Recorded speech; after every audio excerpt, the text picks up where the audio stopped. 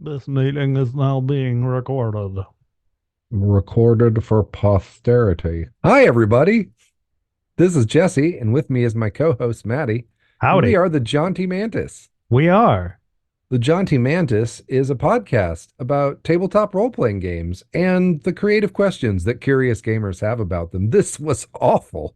Gee whiz, mister. That sounds like a great idea for a podcast. Yeah, it is. I just feel like I'm like this close to turning into this guy from Has Been Hotel. Has this reached Oh, your radar? I've seen it, but I don't like, I mean, I've seen it on as an option of something I could watch. I haven't actually watched it, but I don't like musicals and it says there's singing in it. So that's There is a lot of singing in it. a lot of singing in it is anathema to me. Yeah, it is a musical. Yes. But you know what's not anathema to What? me? What's that? Season three. Wow. Season 3 of the podcast? It is season three. We are actually being like, hey, what's this game? We're doing reviews. And what are we reviewing today? Today it is your pick from the list, the index card RPG. Thank you for that. Jesse, what are we reviewing today? Is it a book that I selected for us? And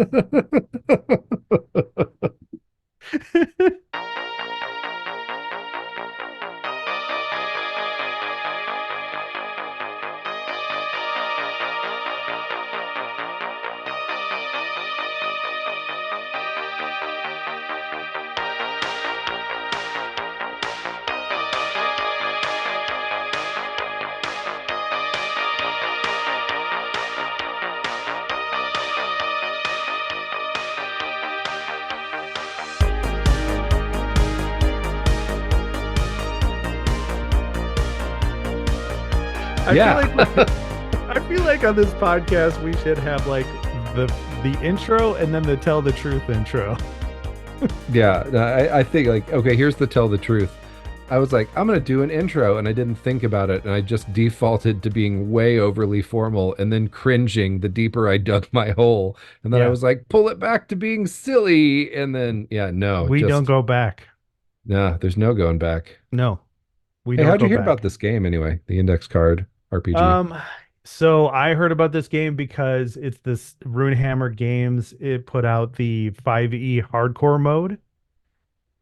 Which I mean, I feel like this has to be a bonus episode. Like, why do we keep trying to hack 5e if we haven't already done this? I don't remember, but as you know, like I wanted to run like a high danger Grimmer 5e. I wanted to make it like you guys are lizard men. Your tribe is, tribal life is full of danger. I wanted a high mortality rate. And so I came across 5e hardcore mode, I think from the Dungeon Craft YouTube channel. And then probably also heard about Index Card RPG through the same channel, although I'm blanking on exactly how and why that happened. But it's a book that I've been super intrigued about for a long time. And so when we talked about doing book reviews, I was like, I need an excuse to get this. Come on, let's do it. Yeah.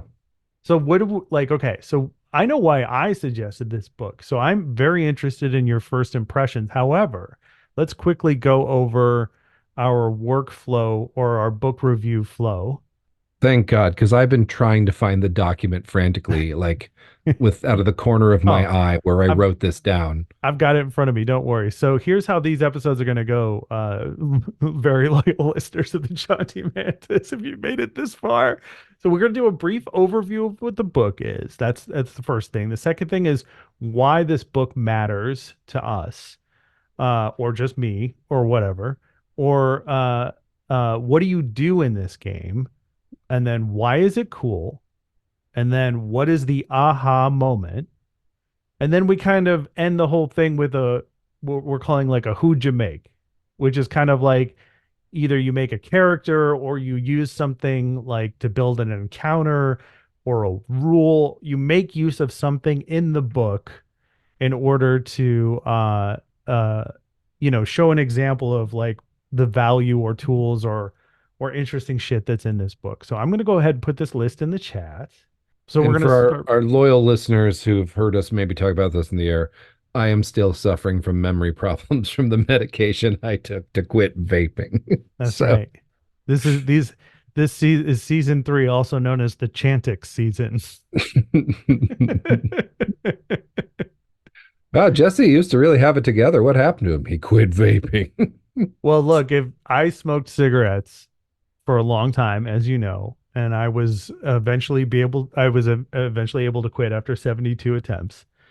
And when I did, I went through a similar kind of phase, not exactly like taking Chantix, but things are just out of whack when you quit smoking. Your body is very used to you abusing yourself with cigarettes, and then you need some recovery time. So your brain will come back, you will begin to gain the benefits of ejecting, you know, the abuse you've been doing to your body if it's anything like what I experienced. So you Yeah, will make it through this.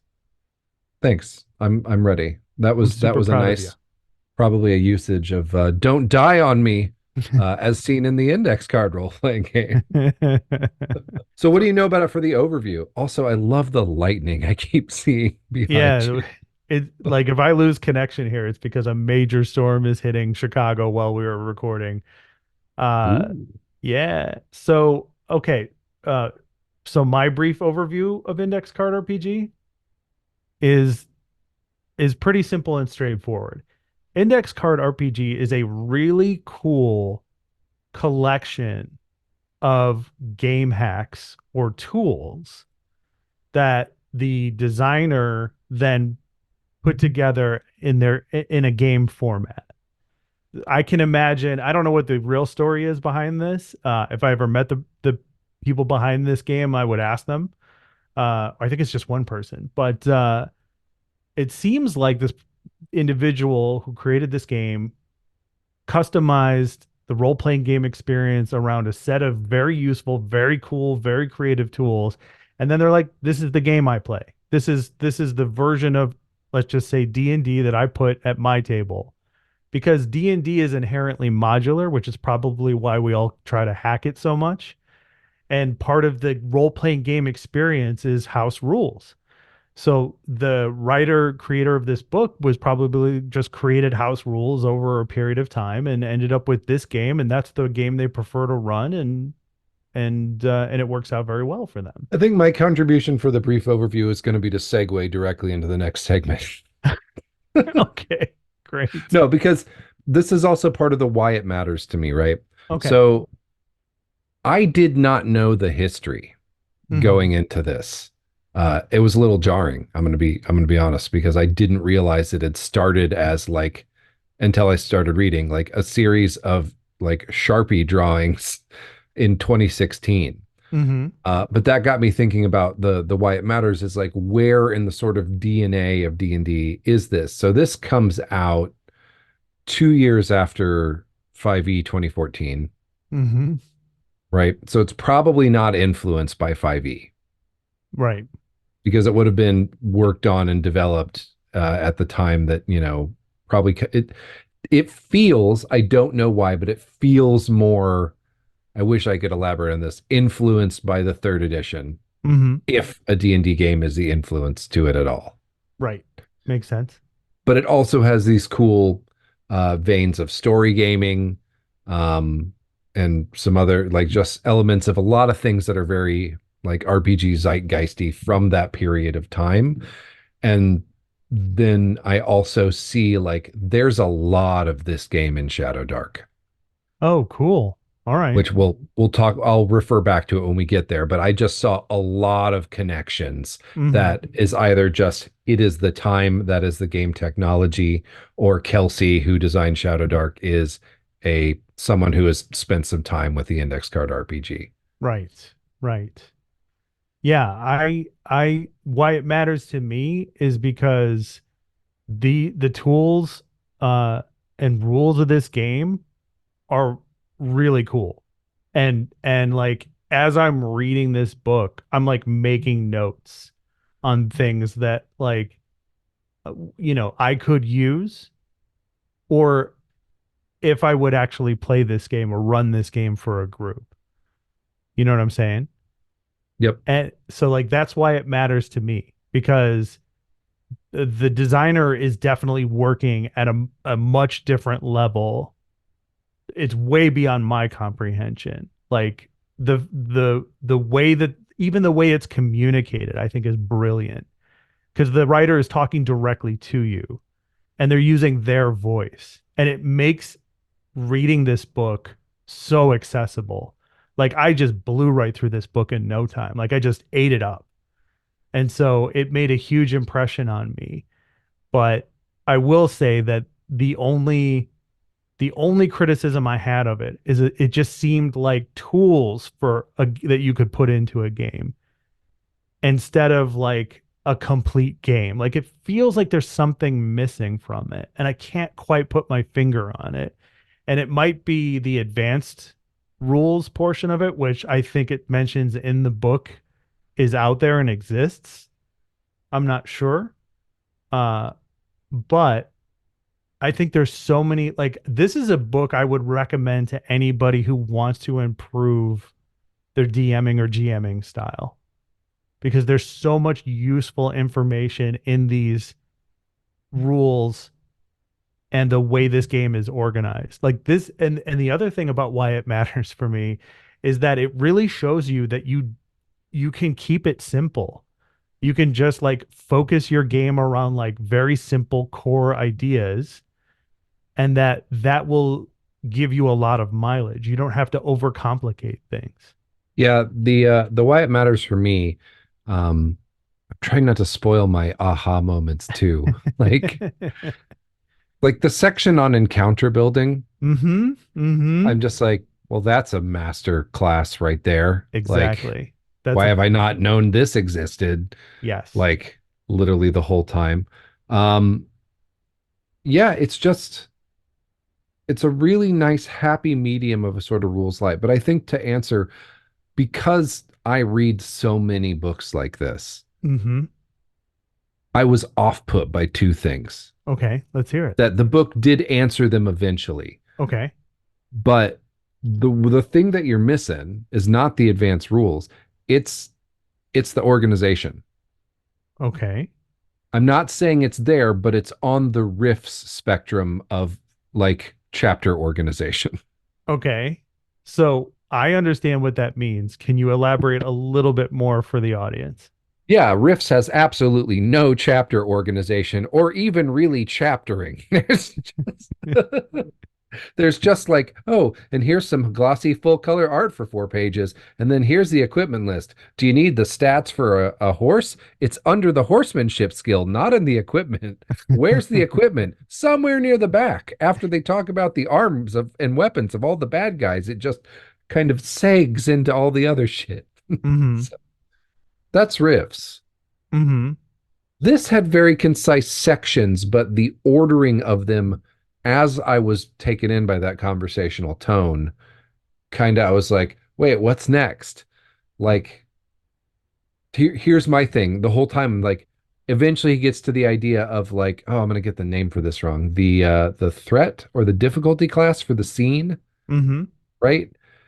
You're 200 pages in before he tells you how to set that or what it should be. Mm.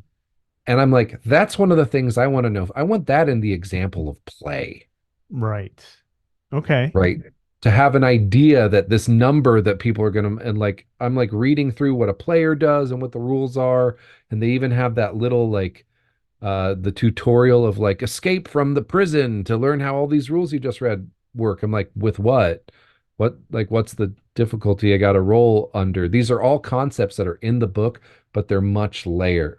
So the organization of it left me kind of like, but I got through it. And then once it clicked, I was like, Mm-hmm. oh, well, that's pretty cool. Right.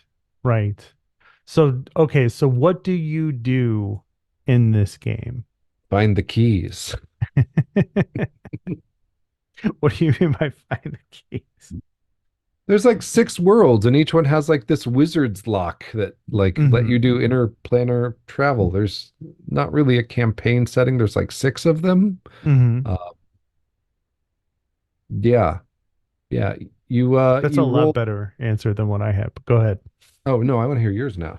What you do in this game is what you do in every game, which I think is my only the only thing I can say about it. This comes off as being very approachable. We're going to go more into this once we get to Fate Core, the episode on that, because spoiler alert, like Fate Core, in my opinion, is like Maddie catnip, right? It's catnip. It's like it just appeals to me. But the but Fate Core really struggles to recognize its audience maybe coming from D&D and how to best usher them into what Fate Core is. And that's not an original thought by me. I picked that up from a YouTuber, and I will give that person credit in the show notes when we get to that episode. But with this game I think is designed in mind where it knows where you're coming from. Yeah, that's, and I would say too, this is like a gateway drug Yes. to Fate. Yes. Great point. Yes. Um, Yes, go ahead. on that point, knowing where you're coming from, I don't see this as being a book that's picked up by someone that's never played a role playing game before. Yes. I totally agree with that. Yes. This is a game for people who are getting bored with D&D and want to try something else. But they don't want to stray too far from what D&D is or the things that they like about D&D. They're just ready to start thinking about these things in a different way. And that's where the master class part comes in, because the writer of this book is like, hey, have you ever thought about doing this in this way? Like the part with the hearts is so fucking smart. You know, like the in this A heart, game, go dear ahead. listener, represents basically 10 hit points, but everything can have hit points. The door you're working to unlock has 10 hit points. You're not attacking it. Uh, Persuading the royal court of the Outer Star Empire to send troops to your aid has hit points, but you're not actually engaged in combat. But the mechanics all work Yeah. the same way. And like this is, can I just do the mechanical overview? Oh, Because this go is the ahead. part where I'm like, Yes, yay, please. mechanics, blah, blah, blah, Yes. blah.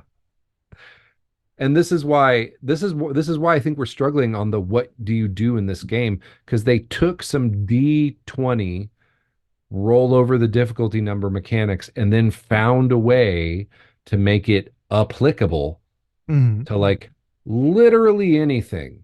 Mm-hmm. Like they don't have a separate system for wilderness exploration and a separate system for social. It all works the same way.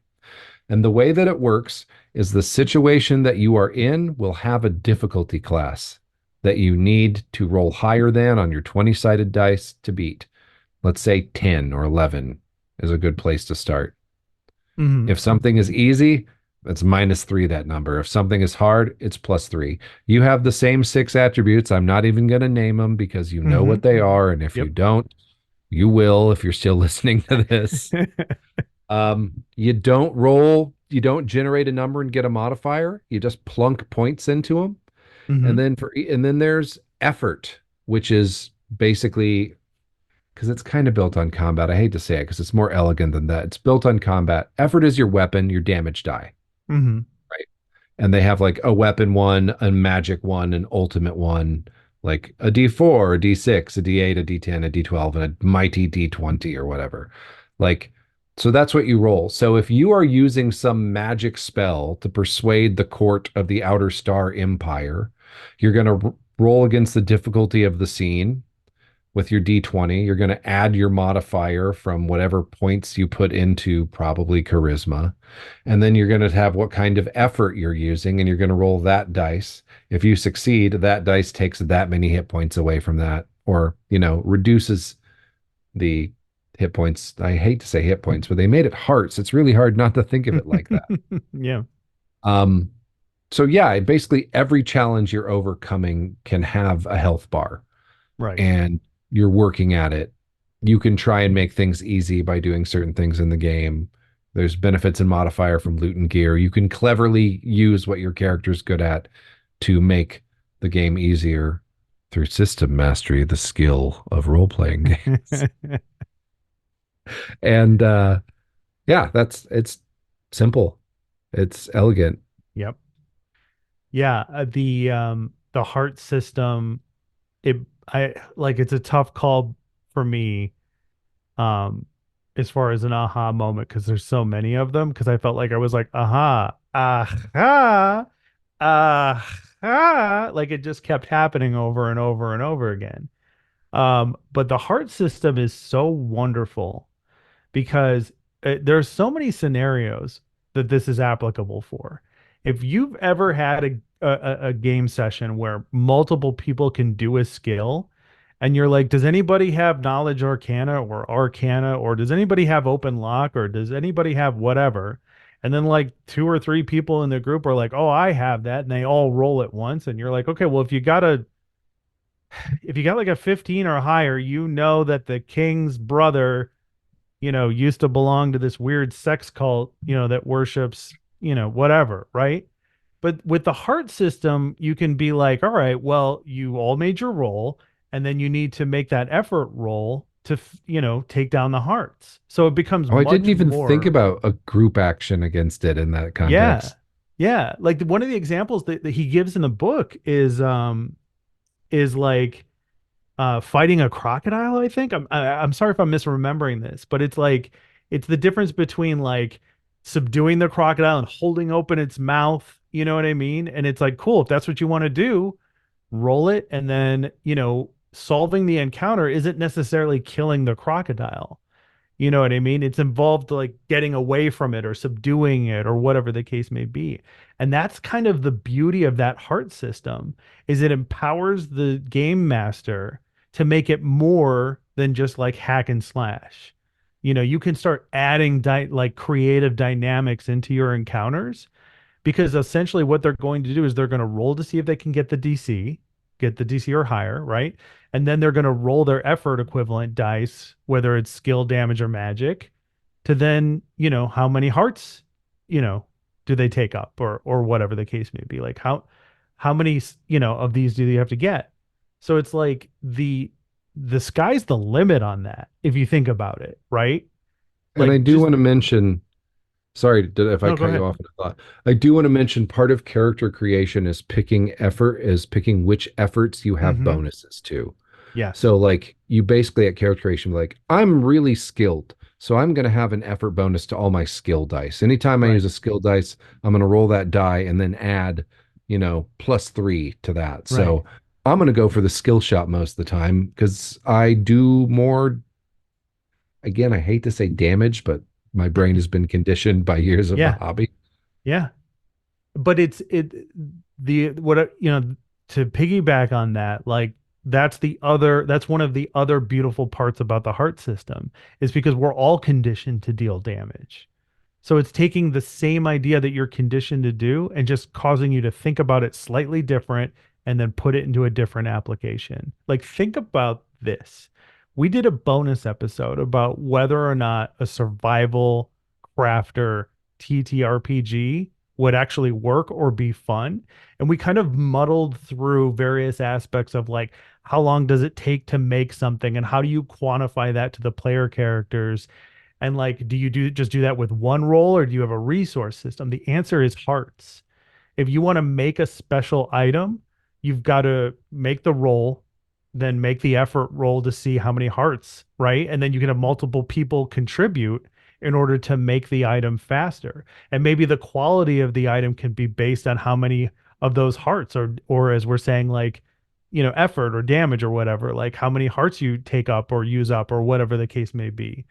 Like this just starts solving all of these like my brain has been working on role-playing game mechanics issues around specifically third edition D20 Dungeons and Dragons, and I feel like this guy just came in and was like, here you go, you're welcome.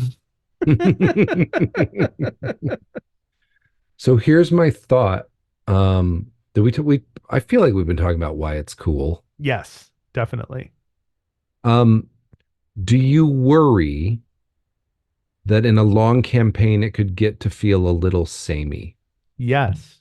Yes. And that's one of the reasons why I said I don't know if I'm on board with this being a full game instead of like a really cool master class on how to like change or alter or reimagine the things we kind of take for granted in role-playing games. You know, what do you think? Yeah, I feel like it would probably start to get okay. My gut instinct is to say, yeah, it would start to feel a little samey when people gained enough system mastery to just see that it was rolling dice with an effort dice against kind of everything in the game. Right. Um, but then I also remember thinking that about 4E, and in the games I played, it never really felt samey. Really? Yeah, One of my problems with 4E is that it felt samey from the get-go. Like I played 6 sessions of 4E and I was like, "Oh, there's really not a lot here." Like I it's just think kind of my the same shit. as a person who mains a warlock in a 5E game, maybe my tolerance for samey is much Oh yeah, higher than Eldritch Blast everybody much? else's because I'm just like Eldritch Blast, Eldritch Blast. Anybody an Eldritch Blast? Like here's Yeah, this awesome thing that does a metric fuck ton of damage that it's kind of the only viable choice I have in the majority of combats. which is That's why I basically reinvented him as a hexblade. I actually got tired of that being samey. which So, makes sense, but Eldritch Blast is basically the equivalent of a crossbow, right? well, it's 1d10 damage. Oh, okay. And then you can extend the range to, 300 feet. And then you can make it Right, like because you can knock modify it. people over, and then you can make it do your charisma modifiers Yeah. bonus damage. So it's the Ladies world's and coolest crossbow. ladies and gentlemen, I do not have system mastery of 5e D&D. I sort of do. You definitely understand it way better than I do. But that's because I'm tired of it and I don't want to take the time. I keep challenging our audience. All right, let's do another aha moment. This has kind of been a lot of aha moments. What do you have an additional thing you could mention as an aha moment for you? Um, I have an anti-aha. Is that Oh, okay? yeah, dude, this is our fucking podcast. Anything is okay. What is an anti-aha moment? I was sort of like, oh, that's it. When I finally got to fucking index cards, like, Mm-hmm. because the name of the game is the index card role-playing game. So I thought, oh, there's gonna be all these cool things about how to use index cards to represent locations and like I had all these expectations, and I'm reading it, and there's some drawings of index cards on some of the pages with like Mm-hmm. notes written on them. And then it gets like 280 pages in. He's just like, yeah, index cards are a great tool. You can like tear them up to be trees and passageways on your battle map. You can like write notes on them and fit everything that you need for, your monster on there. And I'm like, that's Oh, I it. see. So you That thought this was going to be a system of index cards, like yes, an index like card role-playing microscope game or something. system. Yeah, Yeah. understandable. Yeah. There are very clever uses of index cards for this game for sure, but I can see if that's what your first like idea of what this game could be, which is in the name of the game, as you pointed out. That makes a lot of sense. Yeah. Okay. Well, I have a regular aha moment. Okay. And it comes from page 85 with the timers, threats, and treats. And this is uh, the three T's in this game, which says that every encounter should have these three things. And I think that if if you're a GM or you want to be a GM, like you should get this book, if for nothing else, this part of it, where it talks about the importance of setting a timer on your encounters and what that looks like in your encounter and why that's important, and then establishing what threats are and how they may like exist or change in your encounter, and then also what kind of treats or rewards or additional aspects of the encounter you should incorporate into it. And I thought this was amazing. And it kind of goes down to my who'd you make, because what I started doing was going through all of my previously written encounters and doing this, adding timers, establishing threats, and then working on the treat section, because I mean I've already run these encounters, so I already gave out or worked in these things that would be treats or whatever the case may be, uh in order to, like every, like it says in the treat section, every puzzle has its solution. And whether it's like, a hidden lever or healing berries, they'd give examples of like boulders or things that you put in your encounter to balance it. And it's like I am was severely lacking in the treats aspect of my encounters. And I felt so stupid because of it. You know what I mean? Like it says for each room you should plant at least one treat to be discovered. And it's like I don't really do that, you know? Like it's easy to interpret treats as like a reward system by the name of it, but it's things for people to discover in the encounter for them to use in the encounter or to use in a later encounter, right? And it's like I never did that. I mean, maybe I did it by accident, but I didn't design encounters specifically to be like, oh, and then there's this thing that they can find and it does this. And I was like, I was kind of ashamed. You know what I mean? Well, I think that's why he wrote it this to make us feel bad. So, Well, mission accomplished. yeah. So yeah, timers, threats, and treats. If nothing else, look this up. This is part of that master class, in designing encounters. Moving forward, any encounter I create is going to definitely have a timer. In 1d4 rounds, this happens. Okay, and you telegraph that to the group so that they're aware. And that makes combat more interesting. It creates a sense of urgency. You can even do that outside of combat. You can be like, well, you heard that the goblins are amassing at the edge of town, and you have 3 days to get this figured out before they attack. And once they attack, it's over. Like they're gonna destroy this village. There's so many of them, and it made me wonder, like in past games, if I had established a timer and communicated it to the player characters, would I have had less kind of standing around doing nothing kind of scenarios? You know what I'm saying? Yeah. The mystics of the stellar void seem to have the ear of the Emperor's wife. In 1d6 rounds, they're going to get her to start taking up their position. And that works for that diplomacy example from earlier. Like, Mm-hmm. hats off. Yeah. That's the aha moment that I wanted to put for my section. And it's also my who'd you make. What about your who'd you make? Wait a minute.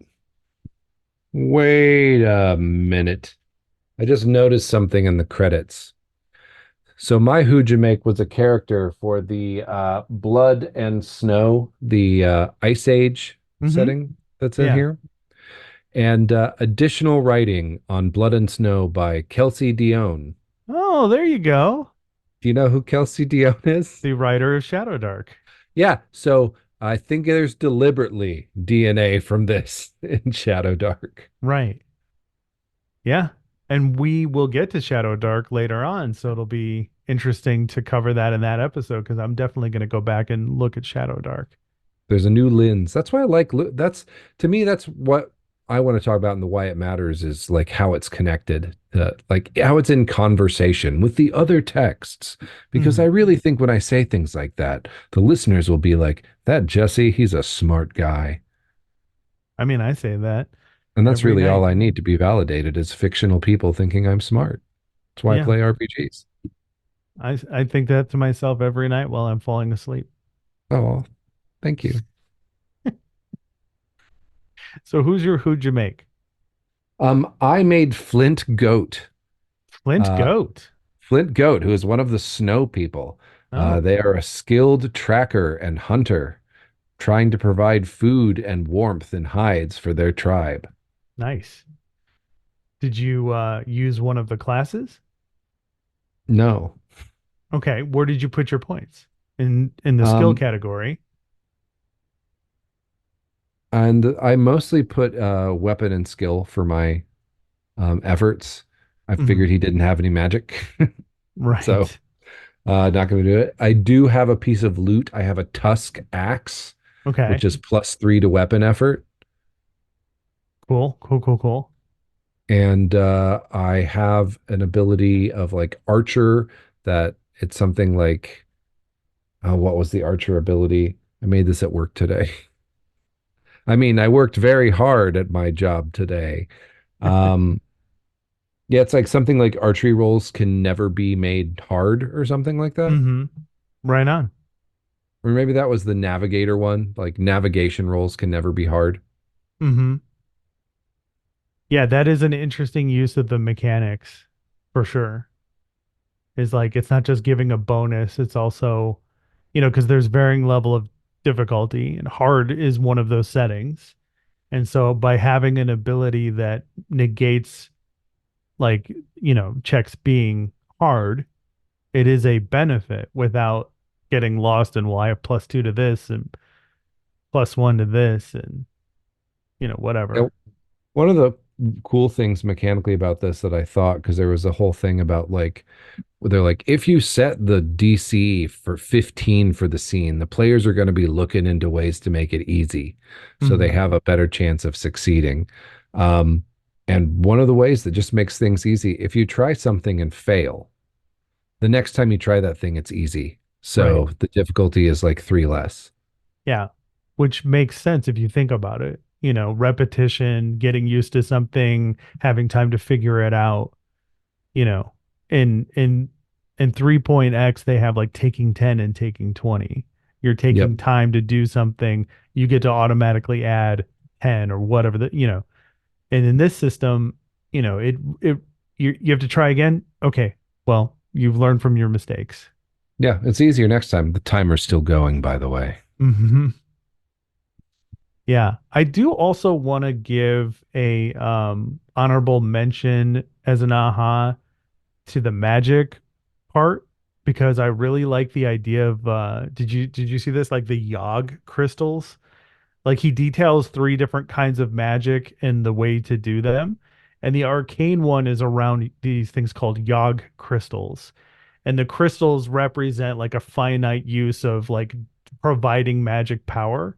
And there's different ways that I imagined using them. But like what a great way to do something else besides spells per day, right? Like you find or acquire these Yogg crystals in the game, and the GM then has control over like how they're acquired. So if somebody if you're like, oh shit, the characters have too much magic power, it's getting kind of abusive, you just begin to dial back their acquisition of Yogg crystals. And I was like, God, that is so fucking smart. Because I'm not I'm getting tired of the spells per day system. What? Vancian magic unchanged since the late 70s? It no longer scratches your itch? Look, like D&D, the Vancian style magic system is successful and reliable for a reason. Like, I don't hate it. I'm just looking for other shit. Yeah, fair. Oh, and that's where this game comes in for me. I Who'd you make? that's yeah. I told you who I went back through all my encounters. Oh, right. Sorry. Sorry. Brain rot. I didn't make a character. Well, do you have anything else to say about the index card RPG? Um, I would put this in the list of books of, if you want to get better at being a GM, get this fucking book. Yep. I would put it in I the same think category as Sly Flourish's Lazy Dungeon Master. if I could go back in time and approach it with like a knowing what it was, it would have made some of that difficulty that caused me to almost bounce off it a couple times disappear, Hmm. and probably would have been pretty sweet. So yeah, it's a toolbox. Yeah, it's a really cool toolbox. All right. And dear listener, if you have ever played Index Card RPG, maybe we got something wrong, maybe there's something you wanted to add, or maybe you know more about this game than we do, Feel free to, I don't know, Jesse, do we have an email address? Do people still use email? Not to talk to us, but we do have one. Yeah. See, we asked our listeners to contact us, but to keep it brief. And they've done such a good job of that that we've gotten no emails or I virtually have no never emails. asked you to keep it brief, dear listener. Yeah, that's all me. I'll take responsibility for that. So yeah, we are jauntymantis@gmail.com. And as an exciting preview of things to come, I've started dicking around with Discord to have a Discord server for the Mantis. All right. Yes. Feel free to avoid us in Discord like you do through email and social media. And until next time, get out there and play some fucking role playing games or some Yeah, shit. play some fucking games or some shit. I don't know. Yeah. Measure distances with a banana.